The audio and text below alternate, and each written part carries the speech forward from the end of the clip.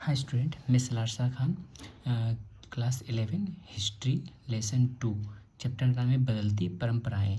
Lesson 2 semester 2 का syllabus है। Lesson 2 में जो 3 मार्क्स का क्वेश्चन आएगा, दो क्वेश्चन आएगा जो 6 मार्क्स का रहेगा, और एक 4 मार्क्स का क्वेश्चन आएगा जो टोटल जो है इस चैप्टर से 10 मार्क्स का क्वेश्चन रहेगा।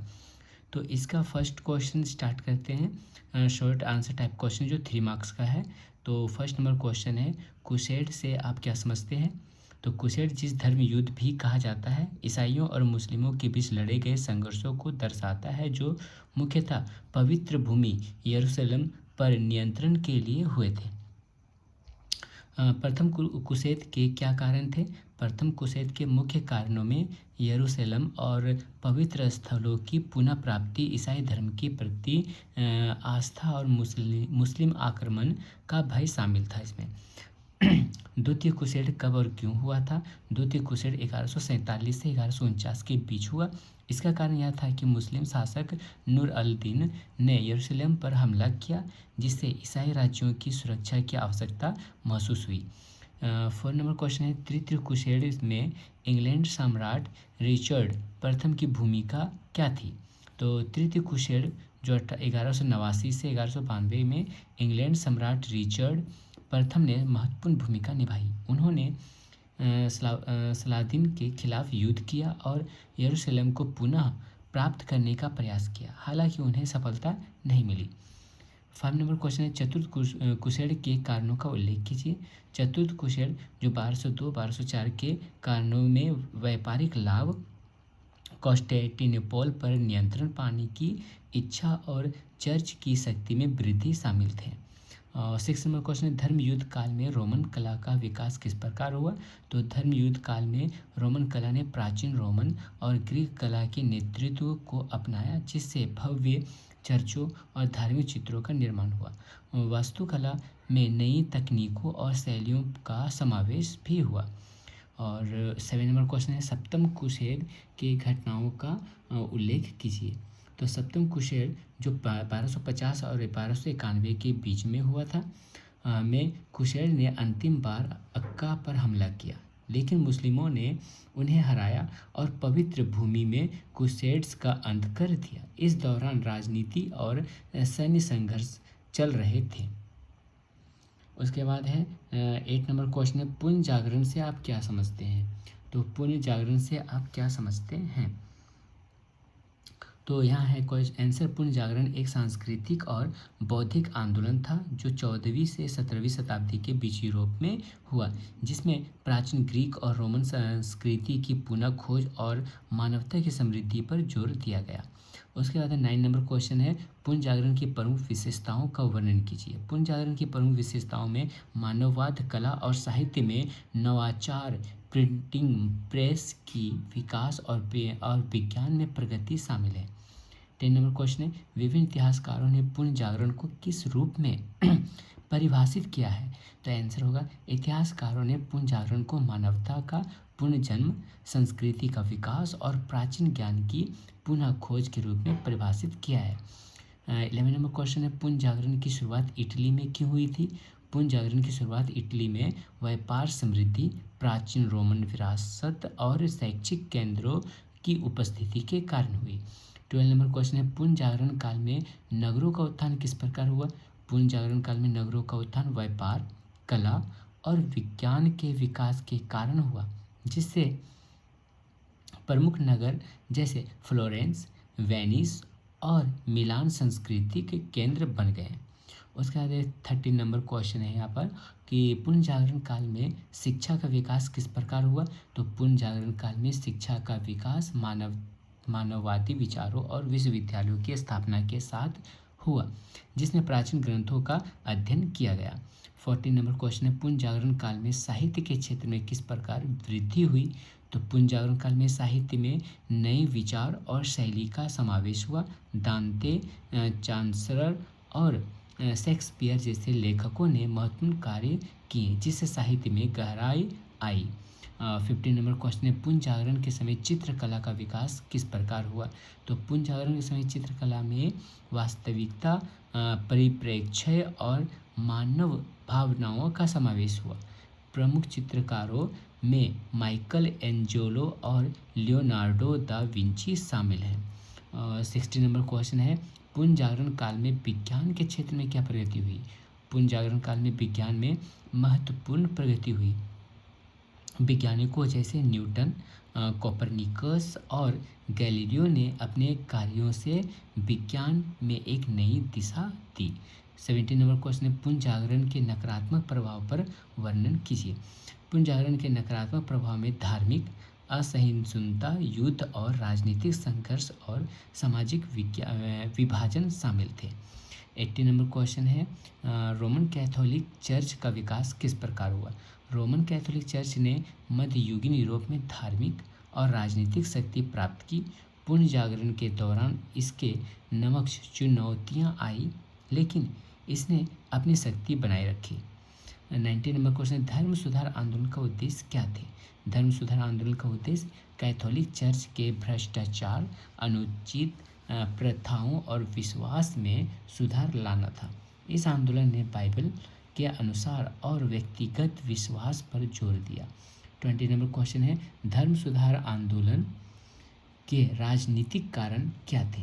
धर्म सुधार आंदोलन के राजनीतिक कारणों में चर्च की शक्ति का विरोध, स्थानीय राजाओं का चर्च से स्वतंत्रता की चाह और नागरिक अधिकारों की जागरूकता शामिल थी। 21 नंबर क्वेश्चन है, धर्म सुधार आंदोलन के आर्थिक कारणों की विवेचना कीजिए। तो आंसर होगा, धर्म सुधार आंदोलन के आर्थिक कारणों में चर्च की धन और संपत्ति पर नियंत्रण, करों का विरोध और व्यापारिक वर्ग द्वारा चर्च की शक्ति को चुनौती देना शामिल था। धर्म सुधार आंदोलन का तत्कालीन कारण क्या था? तो आंसर होगा, धर्म सुधार आंदोलन का तत्कालिक कारण 1517 में मार्टिन लूथर द्वारा 95 थीसिस का प्रकाशन था, जिसमें चर्च के भ्रष्टाचार और प्रथाओं का आलोचना की गई थी। 23 नंबर क्वेश्चन है, धर्म सुधार आंदोलन के मार्टिन लूथर की भूमिका क्या थी? तो मार्टिन लूथर ने धर्म सुधार आंदोलन की अगुवाई की, बाइबिल ने अनुवाद किए और चर्च के खिलाफ खुलकर आवाज़ उठाई, जिसके परिणाम स्वरूप प्रोटेस्ट धर्म का उदय हुआ। तो प्रोटेस्ट धर्म का भी उदय हुआ था। नेक्स्ट क्वेश्चन है 24, मार्टिन लूथर ने धर्म सुधार आंदोलन का स्वरूप क्या था? मार्टिन लूथर का धर्म सुधार आंदोलन एक धार्मिक क्रांति थी, जिसमें विश्वास के द्वारा मुक्ति, बाइबल की सर्वोच्चता और व्यक्तिगत संबंध पर जोर दिया गया। 25 नंबर क्वेश्चन है, मार्टिन लूथर के राजनीतिक विचार क्या थे? मार्टिन लूथर के राजनीतिक विचार में चर्च और राज्य के बीच विभाजन, धार्मिक स्वतंत्रता और मानवता की स्वतंत्रता पर जोर था। उन्होंने व्यक्तिगत आंदोलन की रक्षा की। भक्ति आंदोलन की प्रमुख विशेषताएं क्या थी? तो भक्ति आंदोलन की प्रमुख विशेषताएं व्यक्तिगत ईश्वर की पूजा, धार्मिक समानता और सामाजिक सुधार और भक्ति पर जोर देना था। और 27 नंबर क्वेश्चन है, भक्ति आंदोलन में कबीर का क्या योगदान था? तो कबीर ने भक्ति आंदोलन में अद्वितीय योगदान दिया। उन्होंने ईश्वर की एकता, मानवता का प्रेम और अंधविश्वास के खिलाफ आवाज़ उठाई। 28 नंबर क्वेश्चन है, भक्ति आंदोलन में रामानंद की भूमिका क्या थी? रामानंद ने भक्ति आंदोलन में महत्वपूर्ण भूमिका निभाई। उन्होंने संतों के विचारों को फैलाया और हिंदू धर्म में भक्ति की साधना को प्रोत्साहित किया। 29 नंबर क्वेश्चन है, भक्ति आंदोलन में रामानुज की क्या भूमिका थी? रामानुज ने भक्ति आंदोलन में विशेष रूप से विशिष्ट वेद सिद्धांत को स्थापित किया, जिसमें ईश्वर की भक्ति और आत्मा का संबंध प्रमुख था। 30 नंबर क्वेश्चन है जो लास्ट है, भक्ति आंदोलन के महत्व को वर्णन कीजिए। भक्ति आंदोलन का महत्व धार्मिक सहिष्णुता, सामाजिक समानता और व्यक्तिगत आध्यात्मिकता को बढ़ावा देने में था। इसने जाति और वर्ग भेदों को कम किया और समाज में एकता का संदेश फैलाया। भक्ति संतों ने सरल भाषा में ईश्वर की भक्ति के संदेश को फैलाया, जिससे आम जनमानस तक धर्म की पहुंच बनी। इसने भारतीय समाज में सुधारात्मक बदलाव को प्रोत्साहित किया और अंधविश्वास और अंधराष्ट्रवाद के खिलाफ एकजुटता का माहौल बनाया। भक्ति आंदोलन ने न केवल धार्मिक विचारों को नया रूप दिया बल्कि भारतीय संस्कृति और साहित्य में भी एक महत्वपूर्ण स्थान बनाया। तो ये जो है 3 मार्क्स का जो है क्वेश्चन कंप्लीट हो गया। अब नेक्स्ट क्वेश्चन हम लोग क्या है 4 मार्क्स का क्वेश्चन पढ़ेंगे। तो 4 नंबर क्वेश्चन जो है यहाँ 4 मार्क्स का, जिसको शॉर्ट आंसर टाइप क्वेश्चन है, लघु उत्तरीय प्रश्न है।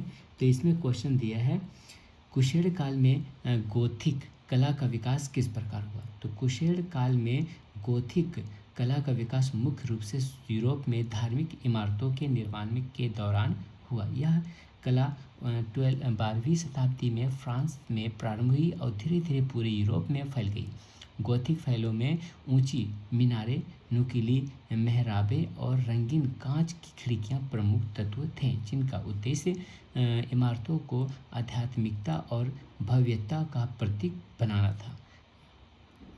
गोथिक स्थापत्य में दीवारों पर नक्काशी और मूर्तियों का काम देखा गया, जो धार्मिक कथाओं को दर्शाते थे। इससे चर्चों और कैथेड्रल को अधिक आकर्षक बनाया गया, जो ईश्वर की महानता और पवित्रता के प्रतीक माने जाते हैं। सेकेंड नंबर क्वेश्चन यहाँ पर कुशेल काल में रोमन कला का विकास किस प्रकार हुआ। तो कुशेल काल में रोमन कला ने पुनः क्लासिकल यूनानी और रोमन परंपराओं को अपनाया और उन्नत रूप में प्रस्तुत किया। इस कला में यथार्थवादी पर जोर दिया गया और मूर्तियों, चित्रों में मनुष्य की प्राकृतिक आकृतियों को उकेरा गया। स्थापत्य में विशाल और भव्य इमारतों के निर्माण की परंपरा आगे बढ़ी। चर्चों और अन्य धार्मिक इमारतों के निर्माण में मोज़ेक चित्रकला और नक्काशी का प्रयोग बढ़ा। इस काल में रोमन कला ने धार्मिक और सांस्कृतिक पहलुओं को एकीकृत कर अद्वितीय शैली विकसित की। सेकेंड नंबर क्वेश्चन हुआ। और थर्ड नंबर क्वेश्चन है कुशेल काल में इस्लामिक कला का विकास किस प्रकार हुआ। तो कुशेल काल में इस्लामिक कला ने स्थापत्य, मोज़ेक, सुलेख और ज्यामिति डिज़ाइन में महत्वपूर्ण योगदान दिया। इस्लामिक कला में मस्जिदों, महलों और धार्मिक इमारतों की सजावट में ज्यामितीय डिजाइनों और पुष्प आकृतियों का प्रयोग बढ़ा, जो इस्लामी आस्था के आधार पर चित्रण से परहेज की वजह से विकसित हुआ। कुरान की आयतों को सुंदर सुलेख के रूप में उकेरना और मोज़ेक कला का विस्तार करना इस कला की विशेषता बनी। कुशेल के कारण इस्लामिक और यूरोपीय संस्कृतियों में संपर्क बढ़ा, जिससे कला में नई शैली का विकास हुआ।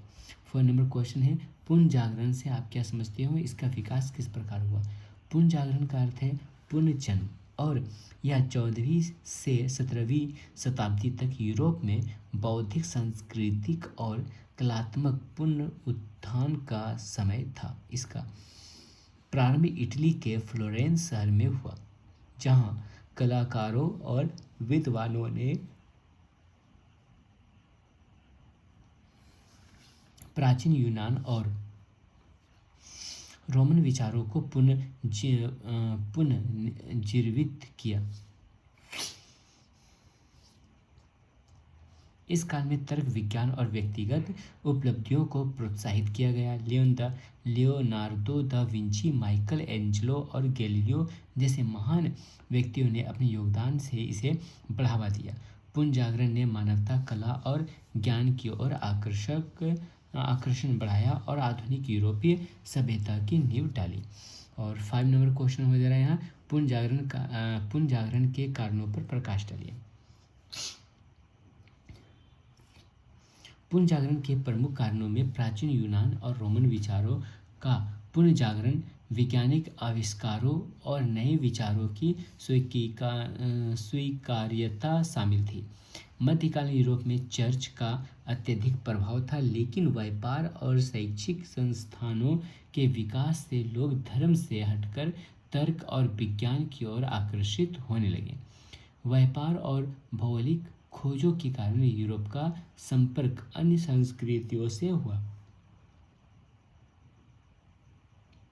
जिससे नए विचार आए। छापाखाने के आविष्कार से ज्ञान तेजी से फैली, जिसने पुनर्जागरण को गति दी और इस युग का विस्तार हुआ। 6 नंबर क्वेश्चन, चित्रकला के क्षेत्र में लियोनार्दो दा विंची और माइकल एंजेलो का योगदान क्या था? तो यहाँ है लियोनार्दो दा विंची और माइकल एंजेलो ने पुनर्जागरण काल में चित्रकला में महत्वपूर्ण योगदान दिया। लियोनार्दो की मोनालिसा और द लास्ट सपर जैसी रचनाएं चित्रकला में यथार्थवाद और गहराई का प्रतीक है। उन्होंने मानव शरीर की संरचना का सूक्ष्म अध्ययन किया, जिससे उनकी रचनाओं में अद्भुत सजीवता आई। माइकल एंजेलो ने सिस्टाइल चैपल की छत पर बाइबिल से प्रेरित चित्र बनाया, जो आज भी अद्वितीय माने जाते हैं। इन दोनों कलाकारों ने कला को धार्मिक कथाओं से जोड़कर उसे एक नए स्तर पर पहुंचाया और आधुनिक कला को प्रेरित किया।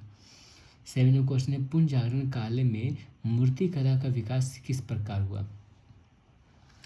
पुनर्जागरण काल में मूर्ति कला का विकास प्राचीन यूनानी और रोमन मूर्तियों से प्रेरित होकर हुआ। इस युग में मूर्तिकारों ने मानव शरीर की वास्तविकता को गहराई से समझकर उसे मूर्तियों में दर्शाया। इस काल के प्रमुख मूर्तिकारों में माइकल एंजेलो का नाम विशेष उल्लेखनीय है, जिन्होंने डेविड पिएटा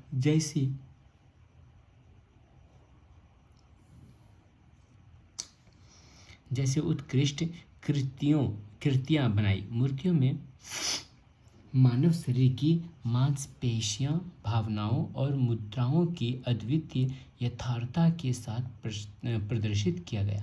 मूर्तिकला में इस परिवर्तन ने मानवता, स्वतंत्रता और व्यक्तिगत सौंदर्य को प्रकट करने का प्रयास किया, जो पुनर्जागरण की मुख्य विशेषता बन गई। और 8 नंबर क्वेश्चन है, पुनर्जागरण में सकारात्मक प्रभाव का वर्णन कीजिए।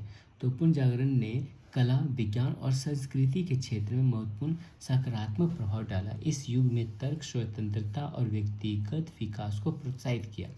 कलाकारों ने मानवता को केंद्र में रखते हुए रचनाएं की, जिससे कला का स्तर उन्नत हुआ।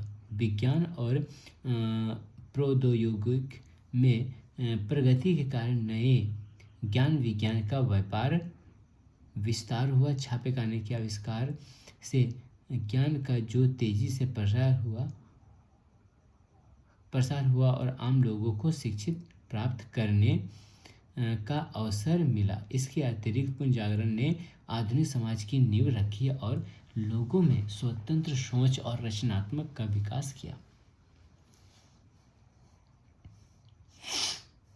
9 नंबर क्वेश्चन, पुनर्जागरण काल में हुए वैज्ञानिक खोजों का वर्णन कीजिए। पुनर्जागरण काल में विज्ञान के क्षेत्र में कई महत्वपूर्ण खोजें हुई, जो आधुनिक विज्ञान की नींव बनी। निकोलस कोपरनिकस ने सौर मंडल का सिद्धांत प्रस्तुत किया, जिसमें बताया गया कि सूर्य केंद्र में है और पृथ्वी उसके चारों ओर घूमती है। गैलीलियो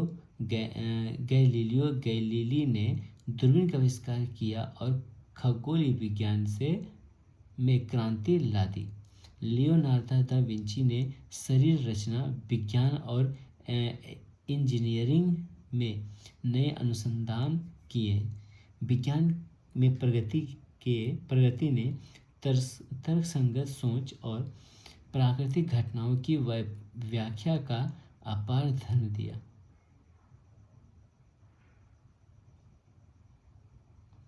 और 10 नंबर क्वेश्चन है ये वाला, 11 नंबर क्वेश्चन है ये, यहाँ तक है। 12 नंबर क्वेश्चन का आंसर है और 13 नंबर क्वेश्चन का आंसर, 14 नंबर क्वेश्चन है भक्ति आंदोलन के कारणों का वर्णन करो। इसका आंसर यहाँ से यहाँ तक बोलती है कि इसमें शुद्धिकरण और व्यक्तिगत, ये हो गया 40 नंबर और यहाँ 15 नंबर, ये 15 नंबर क्वेश्चन है। उसके बाद 60 नंबर क्वेश्चन,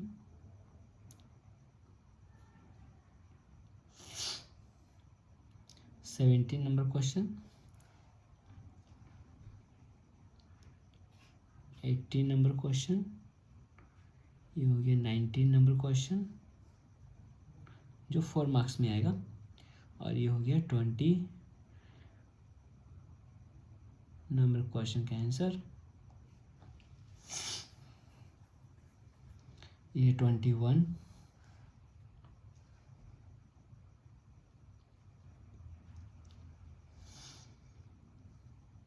ये 22,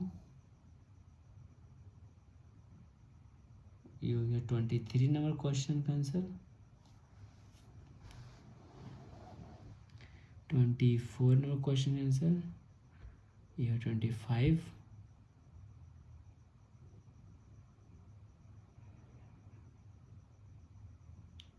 26 नंबर क्वेश्चन का आंसर,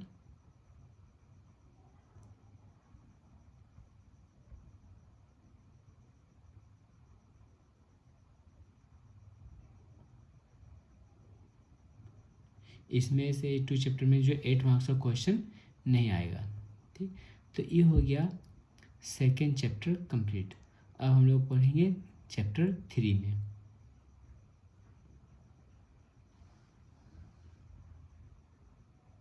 नेक्स्ट वीडियो जो 3 चैप्टर होगा, अगर हिस्ट्री का या पॉलिटिकल साइंस का या इकोनॉमिक्स का या ईवीएस का या हिंदी का इंग्लिश का किसी का भी पीडीएफ अगर चाहिए तो मुझे इस नंबर पर व्हाट्सएप करें या कॉल करें, तो कोई भी सब्जेक्ट का पीडीएफ जो है तुरंत दे दिया जाएगा।